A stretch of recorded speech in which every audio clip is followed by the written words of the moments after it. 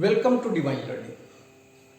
हमने अपने पिछले वीडियो में, पिछले क्लास में कॉम्बिनेशन एंड डिकम्पोजिशन रिएक्शन के बारे में जाना था, समझा था। कुछ एग्जाम्पल्स हमने देखा था कॉम्बिनेशन रिएक्शन का, कुछ डिकम्पोजिशन रिएक्शन का। आपको यह भी रिकॉल करना है एक बार इस वीडियो को स्टार्ट करने के पहले, combination reactions are exothermic, they release energy, and decomposition reactions are endothermic, they require energy.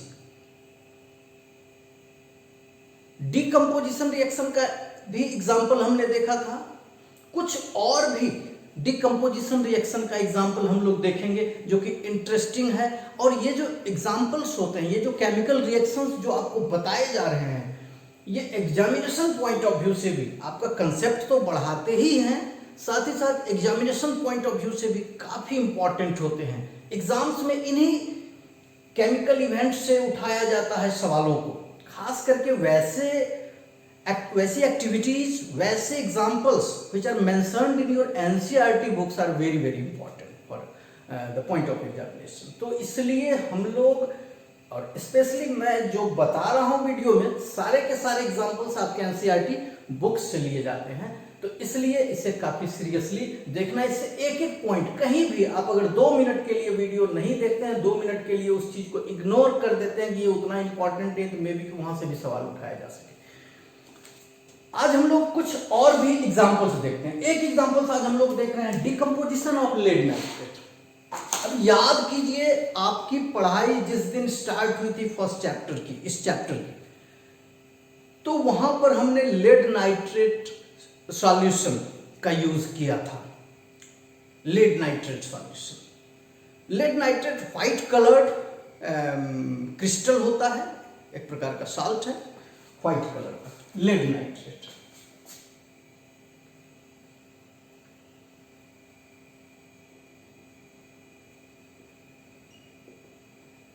हम लेड नाइट्रेट लेते हैं। चलिए क्या करेंगे, एक टेस्ट ट्यूब में थोड़ा सा लेड नाइट्रेट ले लिया हमने, जस्ट नमक के जैसा होता है, व्हाइट, और उसे हम टोंग के हेल्प से पकड़ करके गर्म करते हैं। क्या होता है, ये तो सिंपल सी बात है, लेड नाइट्रेट ले लिया टेस्ट ट्यूब में और उसे हम लोग गर्म कर रहे हैं। क्या होता है जरा सा देखते हैं। एक बच्चे ने पूछा था सवाल, बड़ा इंटरेस्टिंग था, कि हम कैसे जज करेंगे कि प्रोडक्ट क्या होगा, रिएक्टेंट, इन रिएक्टेंट से प्रोडक्ट क्या बनेगा। तो इसका कोई फॉर्मूला तो होता नहीं है, कोई ट्रिक तो होता नहीं, आपको खुद ही जज करना पड़ता है। ये जज अभी आप नहीं कर सकते हैं, because you have just started to know about chemical reactions. अभी तो आपने स्टार्ट ही किया है। जब आप कई एक सारे केमिकल रिएक्शंस को देखेंगे तब, और क्या होता है कि जब हम कभी कभी भूल जाते हैं केमिकल रिएक्शंस को, उसे खुद ही उसका इक्वेशन बनाने की कोशिश करते हैं, तब ये प्रैक्टिस होता है कि अच्छा ये कैल्शियम कार्बोनेट है और इसे हम हीट करते हैं तो क्या बनना चाहिए, हो सकता है इसे कैल्शियम ऑक्साइड बन जाए। तो इस तरह से आपको खुद ही जज करना पड़ता है, और जैसे जैसे आपके पास अधिक से अधिक प्रैक्टिस होता है, वैसे वैसे आप जज करने लगते हैं कुछ ना कुछ कि क्या प्रोडक्ट होगा। फिलहाल देखते हैं लेड नाइट्रेट को। लेड नाइट्रेट का फॉर्मूला PbNO3। अब आप याद कीजिए, nitrate, valency of nitrate is 1 and, तो हम कैसे, अभी आप रिसेंटली पहले क्लास 9 में आपने ये पढ़ा है, how to write molecular formula. Valencies आपको जस्ट अभी याद होगा। लेड नाइट्रेट हमने लिख दिया और इसे हम गर्म कर रहे हैं, ठीक है। कहीं कहीं इस रूप में भी हीट को दिखा देते हैं हम लोग, डेल्टा। एनीवे फिलहाल अभी हम इसे रहने देते हैं, ठीक है। इसे गर्म कर दिया, लेड ऑक्साइड बना। अब फिर से हम लेड ऑक्साइड के मॉलिक्यूलर फॉर्मूला पर आते हैं। Valency of lead is 2 and oxide is also 2। So the formula will be PbO and nitrogen dioxide and oxygen gas. Oxygen gas. यहां पर सिग्निफिकेंट क्या है? सिग्निफिकेंट है आपका नाइट्रोजन डाइऑक्साइड। ये ब्राउन कलर्ड गैस होता है, ब्राउन कलर्ड गैस होता है। यानी कि जैसे ही आपने टेस्ट ट्यूब में लेड नाइट्रेट लिया, व्हाइट कलर का क्रिस्टलाइन पाउडर, क्रिस्टलाइन सब्सटेंस, और उसे जैसे ही गर्म किया तो परखनली से ब्राउन कलर का धुआं निकलना स्टार्ट किया। And that brown coloured gas is nitrogen dioxide. आपने पढ़ा भी होगा, nitrogen dioxide is also pollutant to our environment. हमारे इन्वायरमेंट के लिए नाइट्रोजन डाइऑक्साइड एक पॉल्यूटेंट होता है और डेंजरस पॉल्यूटेंट होता है। खैर, तो या चलिए, ये तो लेड नाइट्रेट है, ये लेड ऑक्साइड है, ये ऑक्सीजन गैस है, सबको आप जान रहे हैं।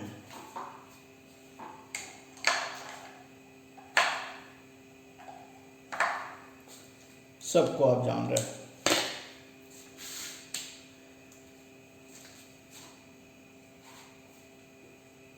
क्या लग रहा है देखने से?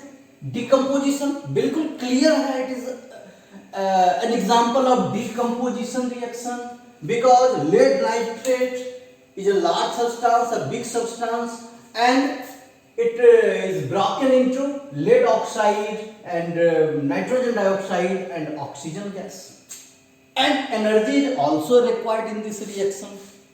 कहीं कोई प्रॉब्लम नहीं है। तो ये एक बहुत ही सुंदर एग्जाम्पल है। ये एक्टिविटी बहुत आसान है। चलिए, उसके बाद एक और देखते हैं हम लोग, water.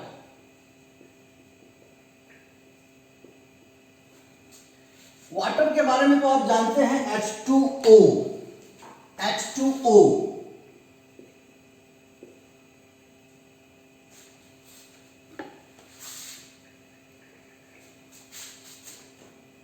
H2O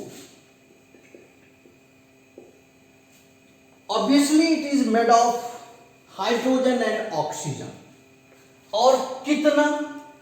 2 part hydrogen and 1 part oxygen। Actually formation of water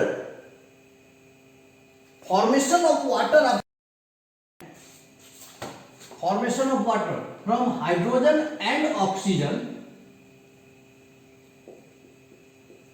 इसे बैलेंस करने के लिए हमें क्या करना होगा?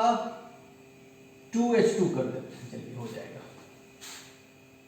सॉरी, 2H2 भी लेना पड़ेगा। 2H2 हो गया। Hydrogen and water. तो आपको क्या लग रहा है इस रिएक्शन को?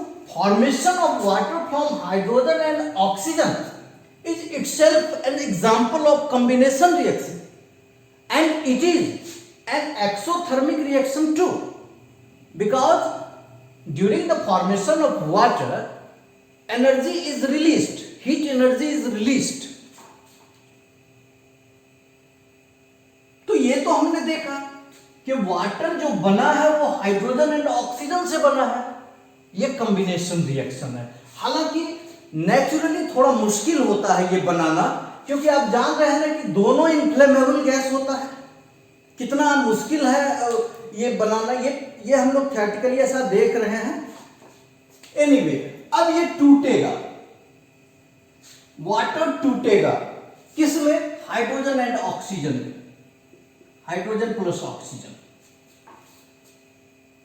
ये तो बिल्कुल उसका उल्टा हो गया। उल्टा हो गया इसका मतलब ये डिकम्पोजिशन रिएक्शन होगा, and decomposition reaction requires energy to break the bonds between the atoms, and energy can be supplied either in form of heat or in any other form. Here energy is supplied in the form of electricity। यहां हम लोग energy दे रहे हैं electricity के रूप में। बिजली की मदद से हम इस वाटर को तोड़ेंगे हाइड्रोजन एंड ऑक्सीजन में। Now we have to balance it 2H2O 2H2 plus O2. This is the balanced chemical equation. This is an example of decomposition reaction and also an endothermic reaction because energy is required in the form of electricity. आपके book में इसका एक interesting point यहां जो दिखाया गया है वो प्रैक्टिकली भी देखा जा सकता है। जैसा कि बताया गया है आपके बुक में कि आप क्या करेंगे, एक मग ले लीजिए सिंपल।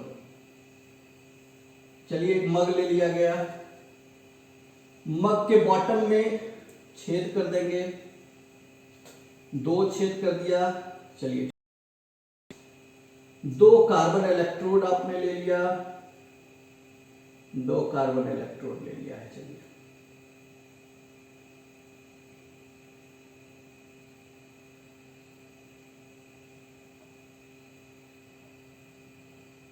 दो कार्बन इलेक्ट्रोड ले लिया, दोनों को हम लोग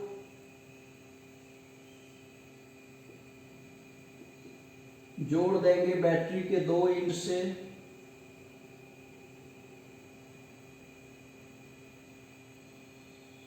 दिस इज द बैटरी,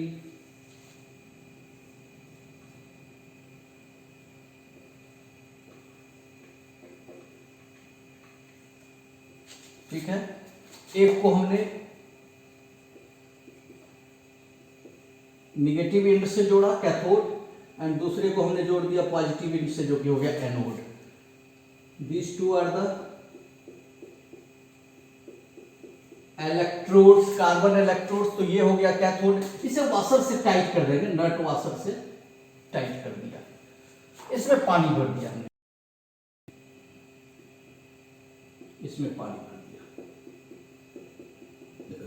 हालांकि कहते हैं कि पुअर कंडक्टर ऑफ इलेक्ट्रिसिटी होता है वाटर, इसलिए इसमें थोड़ा सा सल्फ्यूरिक एसिड भी डाल,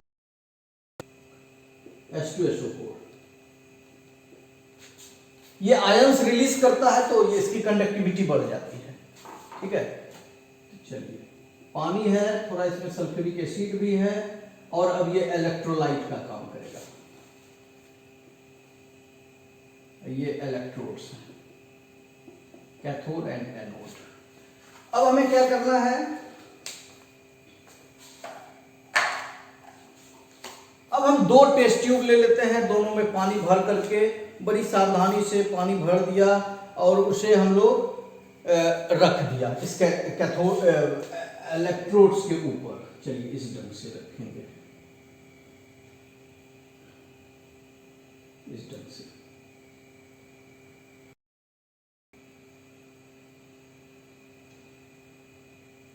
इस तरह से, उसी तरह से यहां भी रखा जाए।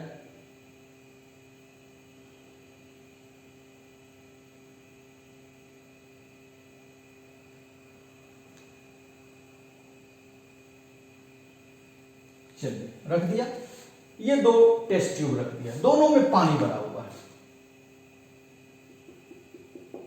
दोनों में पानी भरा हुआ है।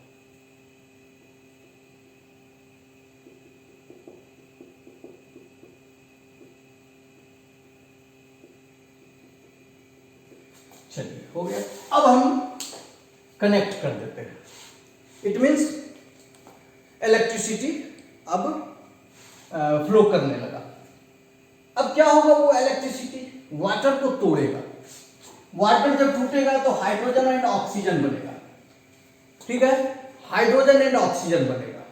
पॉजिटिवली चार्ज्ड हाइड्रोजन आयंस जो हैं तो वो आएंगे निगेटिव पर, यानी कि हाइड्रोजन बनेगा कैथोड पर, यहां बनेगा हाइड्रोजन और यहां ऑक्सीजन एनोड पर। तो अब यहां पर देखिए तो hydrogen, amount of hydrogen is double to oxygen as a product के रूप में बन तो हाइड्रोजन ऑक्सीजन दोनों रहा है, लेकिन हाइड्रोजन ऑक्सीजन से डबल बन रहा है। यानी कि ये कैथोड वाले घर में हाइड्रोजन बनेगा, बुलबुले के रूप में ऊपर जमा होता जाएगा and it will replace water, पानी को हटाते चला जाएगा और यहां बनेगा ऑक्सीजन। तो आपको दिखाना है ये गैस, इसमें है ऑक्सीजन और इसमें है हाइड्रोजन। तो सवाल इसमें अक्सर पूछा जाता है एग्जाम्स में कि ये स्पेस इससे डबल क्यों लग रहा है, यहां पर गैस का फॉर्मेशन डबल क्यों हो रहा है? Because it is hydrogen and in water hydrogen is double to oxygen, इसलिए ऐसा बन रहा है। यह सवाल पूछा जाता है, कोई मुश्किल नहीं है। तो अभी हमने क्या देख लिया, वाटर का फॉर्मेशन जो होता है वो कॉम्बिनेशन रिएक्शन होता है, and it is also an exothermic reaction, but the decomposition of water is an example of endothermic reaction and it requires energy in form of electricity. तो अब यहां पर एक चीज और आ गई बात सामने कि energy is required in a decomposition reaction and it can be supplied in different forms. Energy तो कई फॉर्म्स होते हैं, it can be supplied as heat, it can be supplied as electricity. क्या और भी कोई एग्जांपल है, एक कोई और भी तरीका है, एनर्जी का कोई और फॉर्म भी प्रोवाइड किया जा सकता है? देखते हैं एक और इंटरेस्टिंग एग्जांपल्स, एक और इंटरेस्टिंग एग्जांपल। कहते हैं कि एक चाइना डिश में आप थोड़ा सा ले लीजिए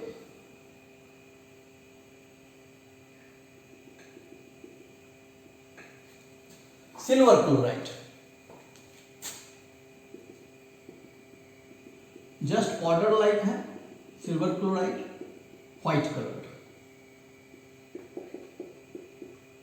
सिल्वर क्लोराइड, ये व्हाइट होता है,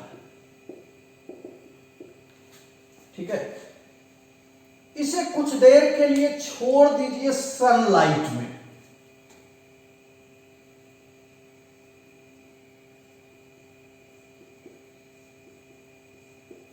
सनलाइट सनलाइट सनलाइट में छोड़ देने के बाद क्या होता है कि ये white coloured, this white coloured silver chloride turns to grey coloured material, grey coloured material. और ये ग्रे किस कलर, ग्रे कलर का क्या होगा, जरा सा इसका इक्वेशन देख लेते हैं। Silver chloride, silver chloride,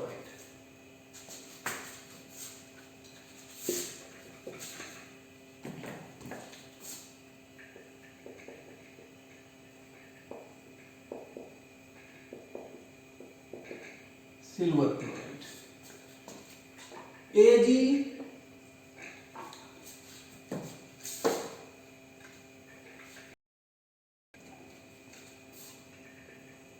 AgCl. Valency of silver is 1 and fluorine is also 1, so the formula will be AgCl. कहीं कोई प्रॉब्लम नहीं है। इस पर हमने सनलाइट दिया, कुछ देर के बाद ये क्या बन गया, Ag सिल्वर प्लस क्लोरीन, इसे बैलेंस करते हैं, क्लोरीन 2 है यहां, यानी कि 2 AgCl देना पड़ेगा, 2 AgCl का मतलब 2 Ag भी हो जाएगा। तो इस रिएक्शन में क्या देख रहे हैं, सिल्वर इज फॉर्म्ड, और सिल्वर आप जानते हैं ये ग्रे कलर होता है, सिल्वर ग्रे, जबकि AgCl क्या था, सिल्वर क्लोराइड क्या था, ये व्हाइट था। तो white coloured silver chloride turn to grey coloured silver after few minutes left in sunlight. कैसा रिएक्शन लग रहा है आपको देखने से, ऑब्वियसली डिकम्पोजिशन रिएक्शन है, and energy is supplied in form of sunlight. ये तीसरा एग्जांपल हो गया। In this case energy is supplied in form of heat. Energy is supplied in the form of electricity, and here energy is supplied in form of sunlight. Energy can be supplied in any of the forms of energy.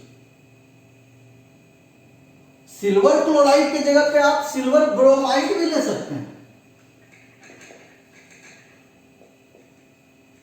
Silver bromide भी ले सकते हैं. ये भी interesting है, क्यों देखते हैं. Silver bromide AgBr, bromine halogen है, वैलेंसी 1 है और सिल्वर की भी 1 है, AgBr, कोई प्रॉब्लम नहीं है. After decomposition silver and bromine, sorry Br2, इसे भी बैलेंस करना पड़ेगा. ठीक इसी तरह से अब देखिए सिल्वर ब्रोमाइड जो होता है ये होता है लाइट येलो.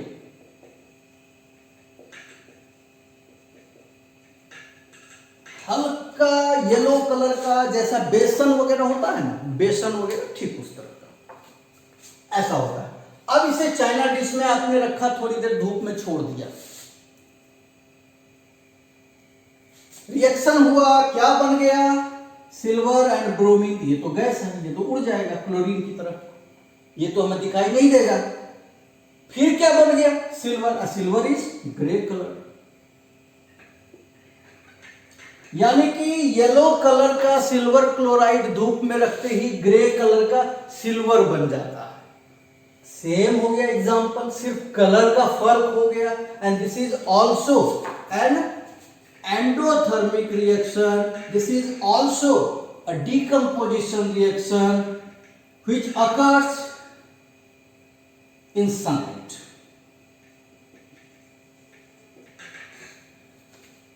अब इतने सारे एग्जाम्पल्स हम लोग देख चुके हैं, अब तो कहीं कोई कंफ्यूजन नहीं रह गया. Combination reaction is an exothermic reaction and decomposition reactions are endothermic reactions.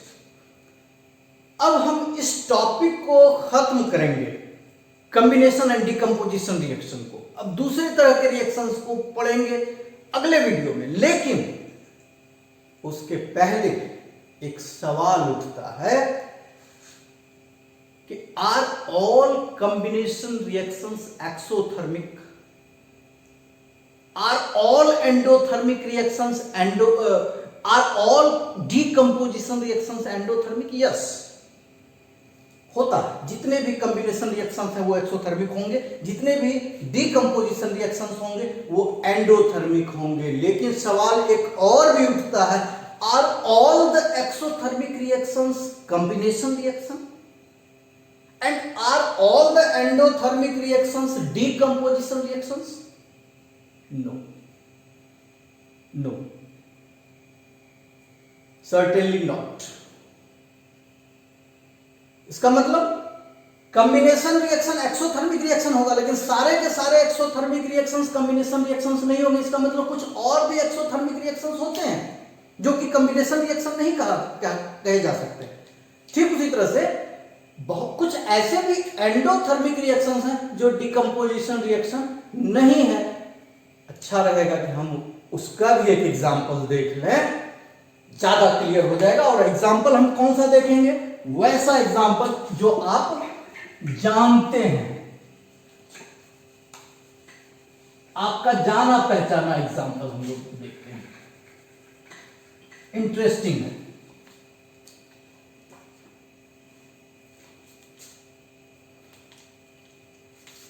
Photosynthesis.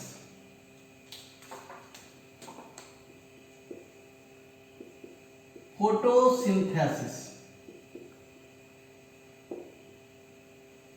Class 10 में तो आपको डिटेल में पढ़ना है, लाइक प्रोसेस में. तो फिलहाल देखते हैं फोटोसिंथेसिस को. फोटोसिंथेसिस का इक्वेशन आप समझिए. फोटोसिंथेसिस में आपने पढ़ा है carbon dioxide and water are the reactants, glucose C6H12O6 and oxygen are the products. ठीक है। And the event occurs in presence of sunlight only.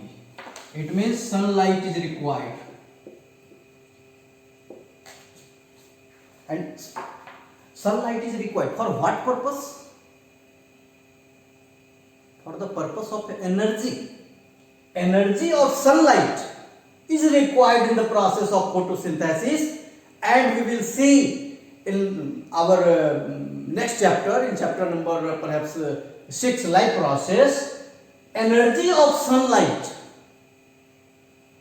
is required in photosynthesis to be happen.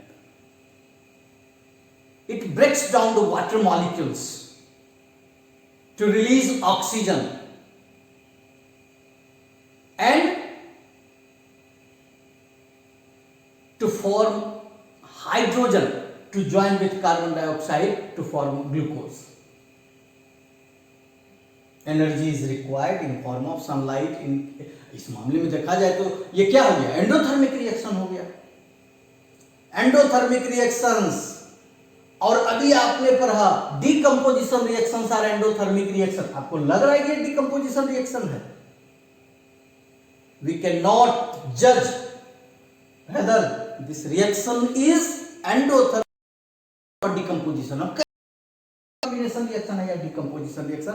कुछ देर के लिए अगर हमें कहा जाए तो आप ये देखिए, कुछ देर के लिए आप इसे कॉम्बिनेशन भी मान, cannot certainly be said whether it is a combination reaction or a decomposition reaction, but it is an endothermic reaction because it requires energy in the form of sunlight। Clear हो गया कि every endothermic reaction is not a decomposition reaction। एक और example देखेंगे respiration का।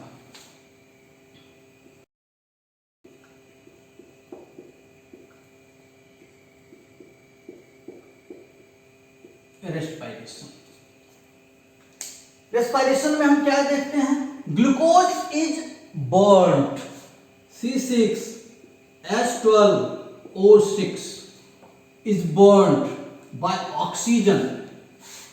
जलाने के लिए तो ऑक्सीजन की जरूरत होती है किसी भी चीज को,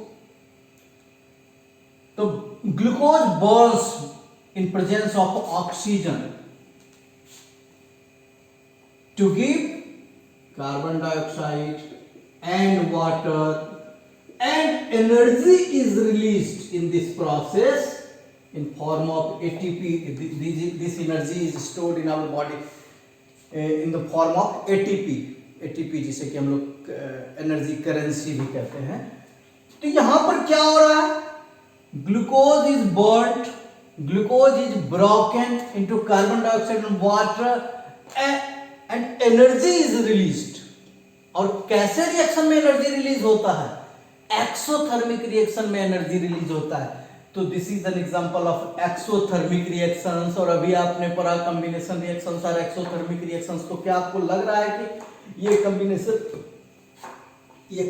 रिएक्शन है? किसी भी कीमत पर नहीं, किसी भी एंगल से ये कॉम्बिनेशन रिएक्शन नहीं है, बट एक्सोथर्मिक तो है। सो every exothermic reaction is not a combination reaction, and every endothermic reaction is not a decomposition reaction, but every combination reaction will be an exothermic reaction and every decomposition reaction will be an endothermic reaction। ये तो है। तो इस प्रकार से हमने exothermic endothermic के sense में भी हमने कॉम्बिनेशन और डिकम्पोजिशन रिएक्शंस को खूब अच्छी तरीके से समझ लिया। और अब हम लोग अपने अगले क्लास में कुछ और भी तरह के रिएक्शंस के बारे में जानने की कोशिश करेंगे। Thank you.